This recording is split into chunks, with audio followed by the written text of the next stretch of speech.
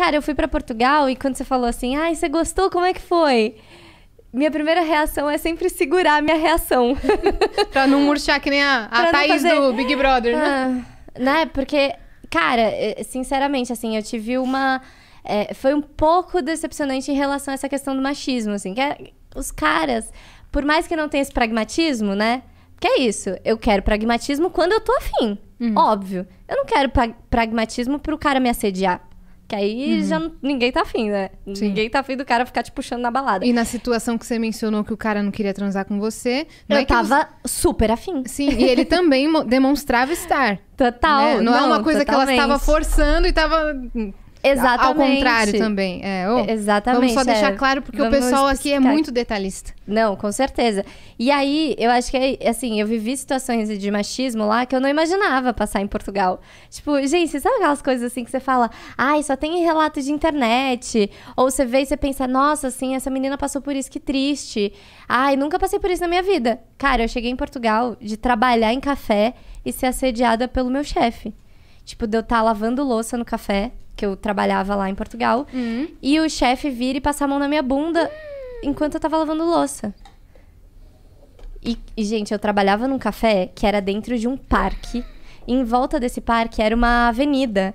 Ou seja, sabe quando, assim, filme, a câmera vai dando zoom out, assim, aí você vai percebendo a situação que você tá? Eu tava dentro de um café, era quase 9 horas da noite, sozinha, só com o chefe, dentro de um parque gigante, dentro de uma avenida, tipo assim, sozinha, eu e o cara. Alerta vermelho. E o cara pegou e passou a mão na minha bunda. Aí, sabe o que você faz assim? Você fica tipo, não é possível. Isso aconteceu mesmo? Não é possível. Não, acho que não. É coisa da minha cabeça, não é possível. Ele esbarrou, foi sem querer. Aí aconteceu uma segunda vez, caralho, eu não acredito que isso tá acontecendo comigo. Gente, não é possível. Aí ele pegou, aumentou o volume do som, começou a trancar o café e eu fechando o café, tipo, terminando de fazer as coisas. Aí eu comecei a mandar mensagem para as minhas amigas escondida, porque eu não podia usar celular no café enquanto tava trabalhando. Comecei a mandar mensagem e eu, desesperada lá. Aí eu, não, se acontecer uma terceira vez, pensando, se acontecer uma terceira vez, eu vou fazer alguma coisa.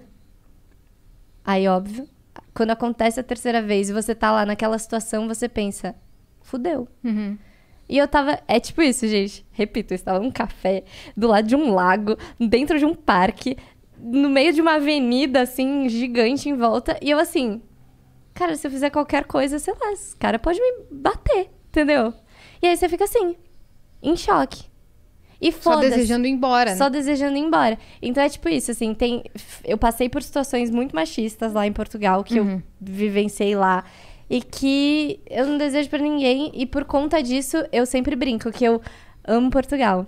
Eu acho lindo, assim, é tudo lindo, é tudo maravilhoso. Funcionam as coisas, o transporte é incrível. Eu morei em Lisboa, transporte maravilhoso. Eu queria a cenografia de Portugal e o elenco brasileiro. Eu falo sempre isso, porque eu acho que apesar daqui ter essas questões de machismo, que tem muito, né, no Brasil, a gente aqui tá um passo à frente em relação às discussões e posicionamentos. Porque aqui, se acontece uma situação de machismo, a gente já tem mais segurança de se posicionar. Eu sinto um pouco isso, sabe? E lá, cara, eu me posicionava... Mas isso foi em que ano, desculpa? 2016. Será que esses 5 anos lá não fizeram também essa diferença? Porque aqui 2016 também não é o que é hoje. Então... Né? Talvez hoje lá... Total. Se tivesse mais segurança, talvez hoje lá já não fosse... Enfim, já tivesse câmera e você já tivesse mais segurança de denunciar. Eu digo porque, assim...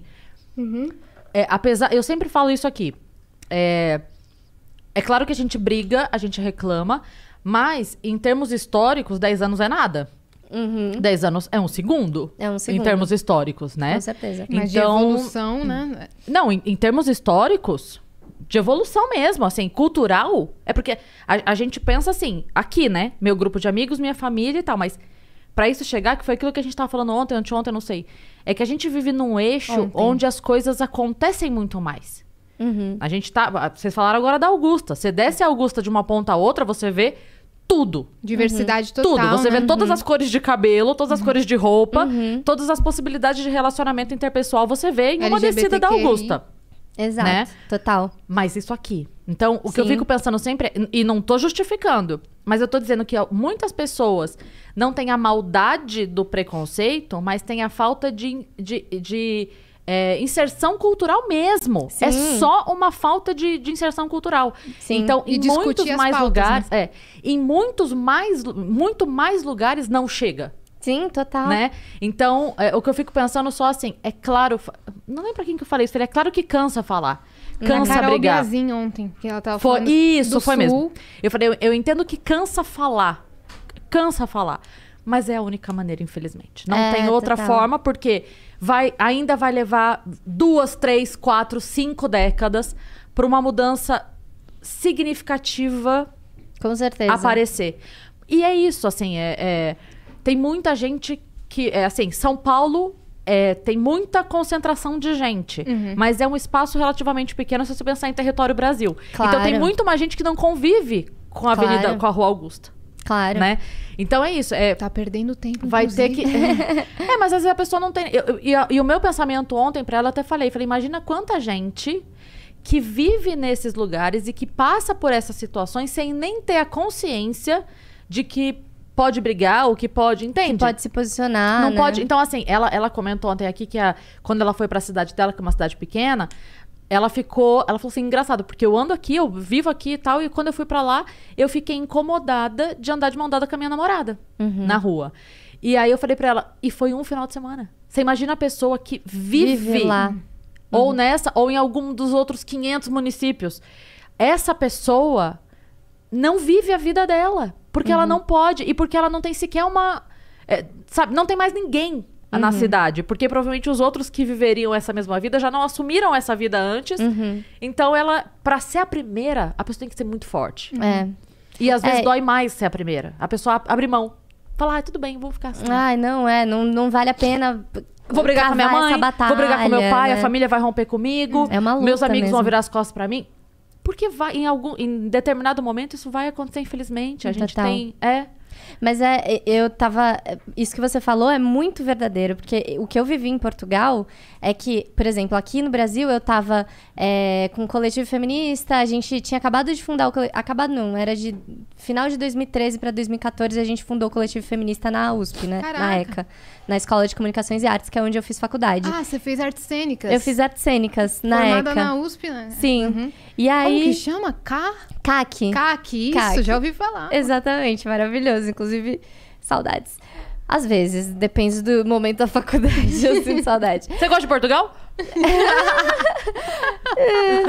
E aí... Tem saudade da faculdade? Das festas do campus? Das festas, sim, pra cacete. Né? Mas eu lembro que eu tinha muito vocabulário. Eu acho que o que faltava, quando eu cheguei em Portugal, que eu percebia, é que faltava vocabulário. Tipo, a gente, enquanto tava lá no coletivo feminista adquirindo vocabulário sobre essa discussão, na hora que eu cheguei em Portugal, eu não tenho nem como conversar com as minhas colegas de turma sobre esse assunto, porque não tem vocabulário. Sobre isso. Tipo assim, eu falava assim, vocês sabem o que é sororidade? Tipo... Nunca ouviram falar sobre essa palavra, entendeu? E aí eu tinha muita dificuldade de questionar as coisas que estavam acontecendo na sala. Tipo, vou dar um exemplo. Tinha um menino na nossa turma que ele basicamente assediava todas as meninas da sala. A gente tinha algumas... era faculdade de teatro e cinema. E a gente fazia cenas, fazia experimentos, assim, de curtas metragens e tal. E aí teve alguma cena que a gente gravou que uma das meninas tirava a blusa. E a gente assistiu várias cenas que a gente gravou juntos. E o professor acendeu a luz, apagou o telão e falou... Então, pessoal, quais são os comentários de hoje? Não sei o quê. Aí o menino...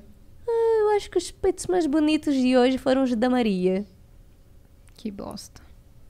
E o professor riu. Tipo, era nesse nível, assim, sabe? E aí, eu tentava conversar com as minhas colegas sobre aquilo, porque elas, evidentemente, estavam incomodadas com o que o cara tava falando, e fazendo também, porque, tipo, eu vi uma cena da menina tá de pé, e ele tá sentado do lado da menina, a gente tava na roda discutindo uma questão lá de uma performance que a gente ia fazer, e o cara tava do lado dela e começou a fazer assim, ó, aqui é a perna da menina, tá? Ele começou a fazer assim, ó. E ela tava de saia. Meu Deus. E começou a subir. Aí ela tirava a mão assim, para, poxa, para. E ele continuou fazendo isso. E sabe quando, tipo, a mulher... Você percebe que a menina tá ali sem força pra se posicionar. E, ao mesmo tempo, muito incomodada. E eu tentava conversar com ela sobre isso. E elas ficavam tipo, ai, mas ele é um cara que é engraçado. Ah, ele tá brincando. Ele é assim mesmo. Ele é assim mesmo, que não sei o quê. Não adianta brigar. A gente às vezes fala, mas ele não... E, tipo, faltava vocabulário, entendeu? Então, é muito isso, assim. E é por isso que toda vez que eu vou pros lugares que eu posso falar da entrevista, eu falo sobre as coisas que eu acho que são importantes serem faladas. Porque eu acho que quanto mais vocabulário a gente distribuir por aí, melhor. Inclusive, essas questões que eu sempre trago sobre pessoas asiáticas, eu acho que é uma coisa muito recente. Eu só entendi que eu não era branca de uns 3 anos atrás. Então, eu entendo que hoje em dia tem muita gente que não sabe sobre isso, que tem... falas preconceituosas, tem atitudes preconceituosas e, enfim, racistas, né? Que, no caso, é sobre isso. E não tá tudo bem. E não tá tudo bem. É racista. E só que eu acho que é isso, assim, a gente ainda teve muito pouco acesso a essas discussões e muito pouco vocabulário para poder tratar dessas questões. Então, eu entendo... Óbvio que eu fico muito chateada quando eu vejo esses tipos de posicionamentos, de declarações extremamente preconceituosas e discriminatórias, mas eu entendo que a gente tá começando a discutir, tá começando a adquirir vocabulário. Tipo, gente, até ontem as pessoas estavam achando que vidas negras não importavam, entendeu?